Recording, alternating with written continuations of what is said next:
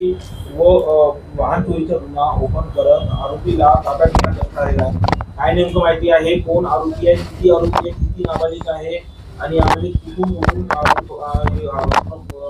मामला ओपन करण्यात आलेली आहे का? बरोबर आहे. ह्या घरपोड्या होत आहेत, मोटरसायकल चोरी होत आहे, त्याच्यासाठी आमचं DB पथकाचा सतत गस्त राहतो अलर्टपणे. एक जुवेनाईल आमच्या ताब्यात भेटला, त्याच्यापासून विचारपूसमध्ये आणखी 2 जुवेनाईल भेटले. त्याच्यानंतर आणखी हे हिंगण्यात कुठेही जाऊन झोपतात अशी खबर मिळाल्यावर आम्ही त्या सायबर ॲनालिसिस करून त्यांच्या मदतीने आमची टीम ते हिंगण्याला जाऊन एका फ्लॅट स्कीममधून एक आरोपीला घेतला. 2 आरोपी तिथूनही फरार झाले.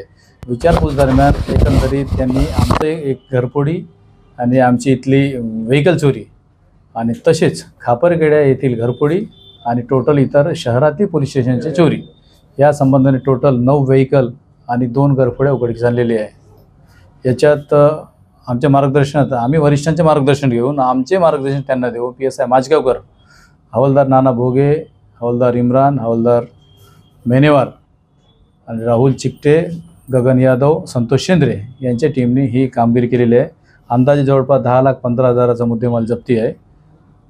आणि खापरखेड्यातला गुन्ह्यातील जो घरफोडीचा आरोपी गौरव उर्फ गुरु राठोड, माळा कॉलनी, हा राहणार जरीपटका आहे. एक जुवेनाईल पण जरीपटकाचा आहे.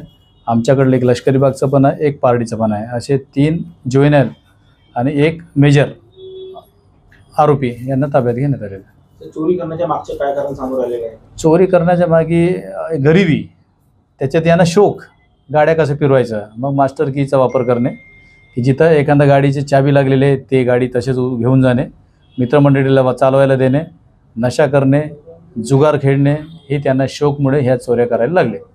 सगळे आरोपींचे रेकॉर्ड आहेत का काय? काही क्रिमिनल रेकॉर्ड यांच्या अगोदर पण यांचे गुन्हे आहेत, आता पण परत गुन्हे दाखल आहेत. Thank you sir.